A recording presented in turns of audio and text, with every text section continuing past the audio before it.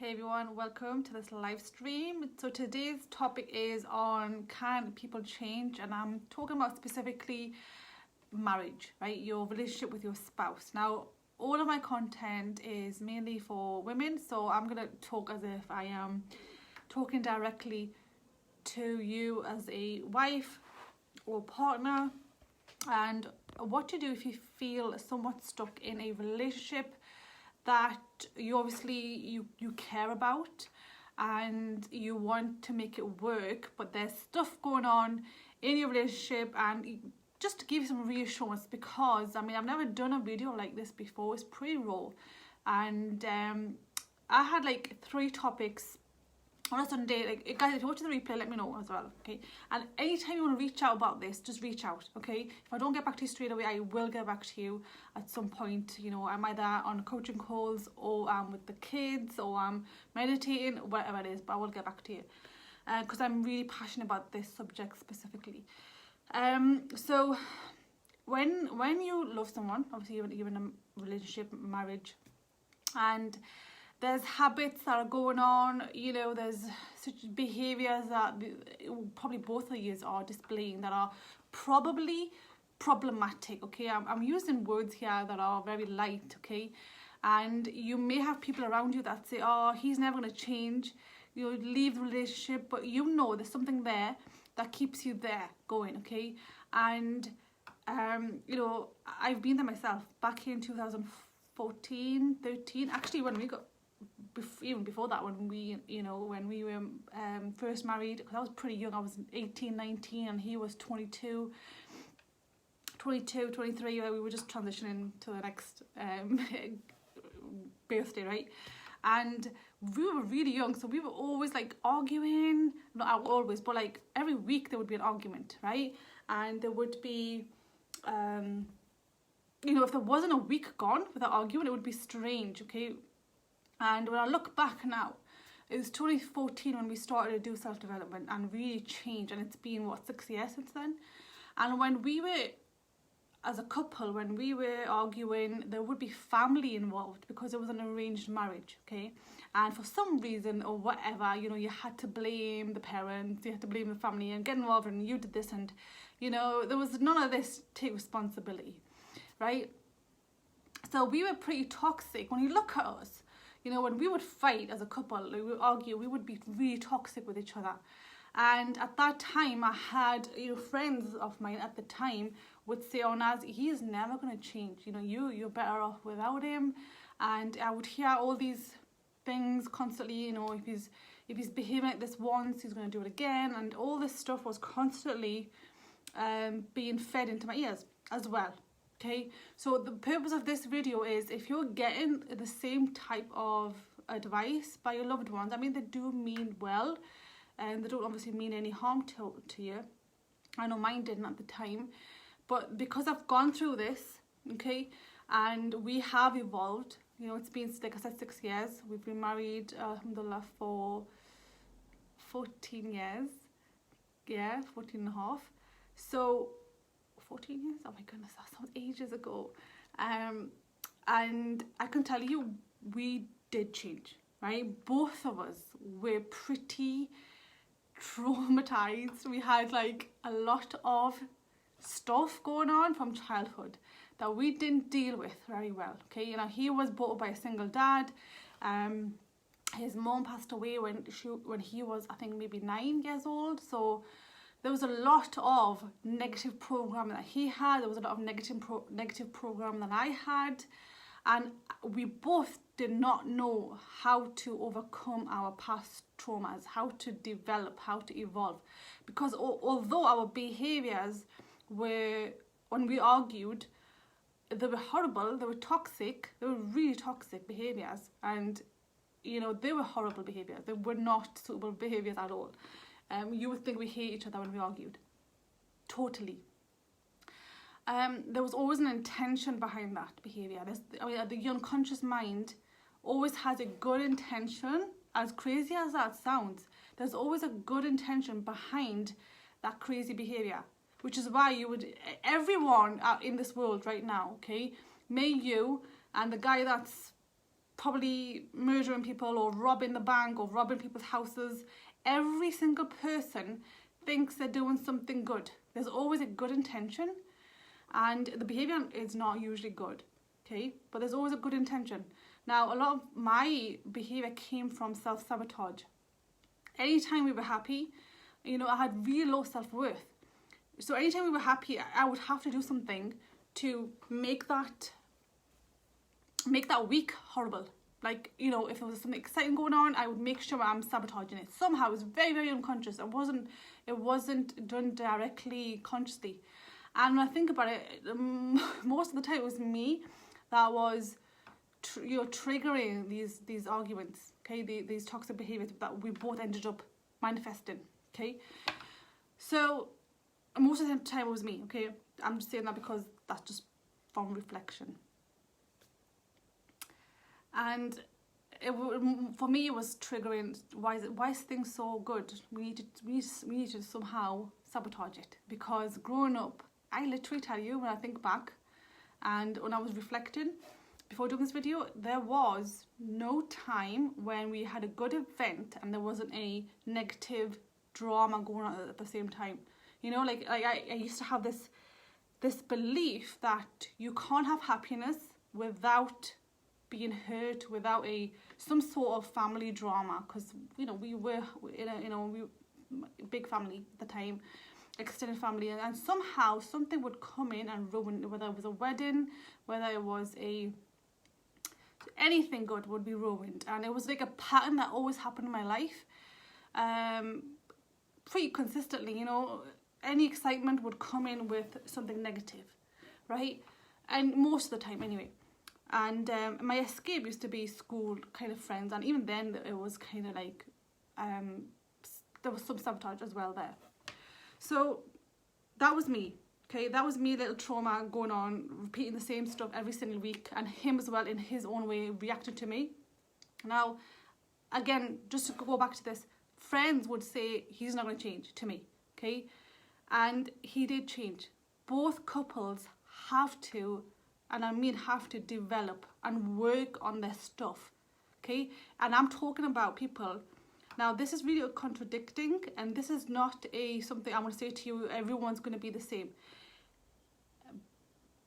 Any type of abuse that we do to our loved one is because of a trauma from the past, okay? You know, if you saw me the way, like I said, when we used to argue, I was crazy, like really bad, okay? And it was always sabotage. The intention was, I'm not worthy of this happiness. Let's have argument. Let's somehow find out, let me find something to kick off about, right? I'm talking my own experience here. And I don't want to say too much about him because he would just react to me. He didn't know how to handle my emotions at that time. And just looking back, I realised I was more toxic than him. So, where am I going here? If couples decide to work on themselves and really humble themselves like we had to, you know, we were at the edge of divorce, and I really wanted to separate from him because I was going through grief. My mum passed away and he didn't get on with my mum.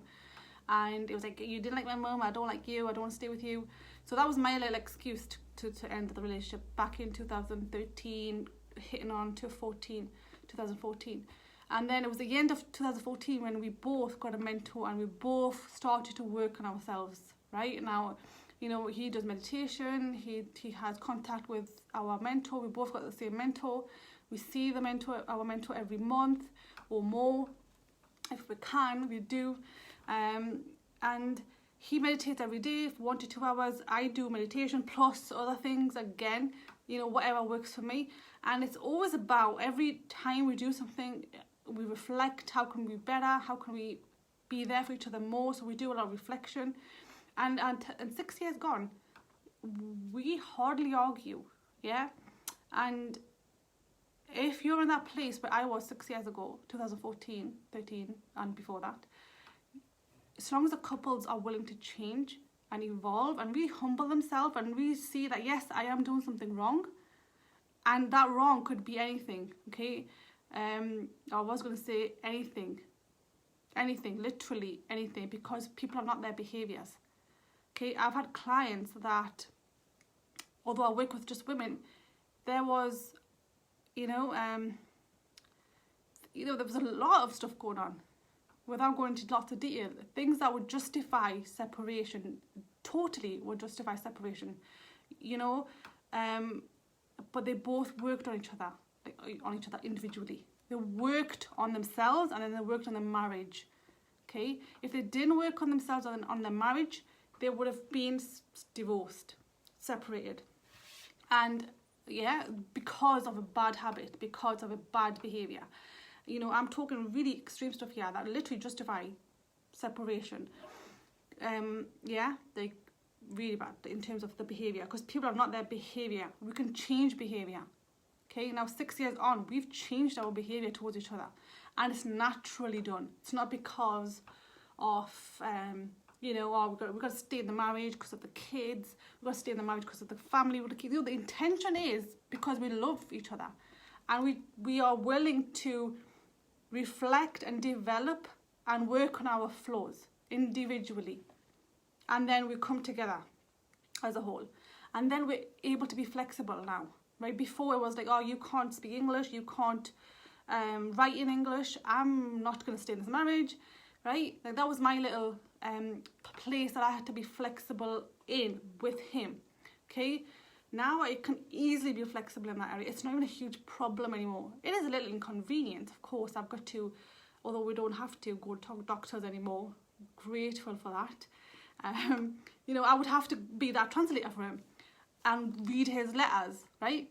Which is fine, I can do that because I'm flexible, and he does stuff for me as well, right? He's he's so optimistic, and I need that optimism. Like he's like, just leaves things to God, and he never worries, and like not even for a bit. He rarely worries, rarely. Probably for his dad here and there he will, but not often. But whereas me, my first thing is worry, and then I process it to trusting in God. So that's what I need from him, and he needs what I guess I can give him as well. So we look at each other as whole, as together. However, at first it did require development individually. And now the purpose of this video is, if as a couple you're not developing, like personally developing, reflecting on your flaws, to then work on the marriage for the marriage itself, for you ultimately, because the marriage gives you something, not because of the kids, although that is a good reason as well, but not purposely for that, because then you're not happy. I know lots of couples that are in the marriage just because of the kids, that they don't want to be co-parenting, and they're unhappy. They end up doing more harm staying because they're not giving the husband and the wife the rights. Okay, and then you end up having more spiritual problems and emotional problems by staying and not fulfilling the rights of the spouse. So do it for each other, obviously, and have that reflection, because people literally can't change. And I'm talking like not crazy, but huge problems a couple of couples have had, and they've worked on it for each other. And you can do that. But if the other person not willing to work on themselves, and they're still showing that toxic type behavior, and you're working on yourself, it'll probably be time to leave. Because in coaching, we have to protect our mind. I mean, not in coaching, but in life in general, right? But as a coach, that's what I have to say. You've got to know how many conversations are you having positive influencing you, okay? If you're living with somebody who is always putting you down and doesn't want to work on themselves, this is somebody who does not want to work on themselves. So I'm not talking about people that are willing to work on themselves. Then you've got to leave, because every conversation, everything you watch on TV, everything you read in books, magazines, is programming, is conditioning your mind. So if you're living with somebody for 24/7 and you're having conversations that are toxic, that are lowering your self-worth, it doesn't matter how many sessions of coaching you have, or counselling, or whatever self-development you do, that person's conversations are going to impact you more, because conversations condition you. Right? So you've got to be aware of who you're spending time with in general. But if that's your spouse, then you've got to get out of there. You've got to get out of there. If they are not doing what they should be doing, because I think personally every human has the ability to develop themselves. Everybody has, if they want to. Okay, everyone can change the behaviour. Right? All they've got to do is go to the root cause, get the help, and change the intention behind the behaviour. Okay? Because I've done it. We've done it as a couple, and we were pretty toxic when we argued. Really toxic. So every conversation is conditioning you, then if that negative conversation is coming from your spouse, you've got to leave that place. You've got to leave. If your spouse is not willing to evolve and change. So that was my video about this. Like I said, I haven't talked a lot in detail. If you do want me to kind of like talk to you specifically about examples and things, just reach out. I'll get back to you as soon as I can. But yeah, like the most rewarding thing about coaching is when marriages evolve, because you know, for me, that's the best thing, because generations evolve at the same time as well. But like I said, there are times when separation has to happen for your for the other person's growth. If the other spouse is not evolving, if they are stuck in their ways, you've got to move away from there. If they are pulling you down, and I mean pulling you down, like talking as if you're nothing, that's emotional abuse. But if, you know, like I said, if they're not changing and evolving, that you have to leave. You have to go from that place, and you know, spend time with people that will empower you and evolve you. Again, you can spend less time with people that are showing toxic behaviours, but if it's your spouse, you know, you can't get away from that. You're living with them, right? So I hope this was useful. If it was useful, definitely share it, and I'll catch you in the next video.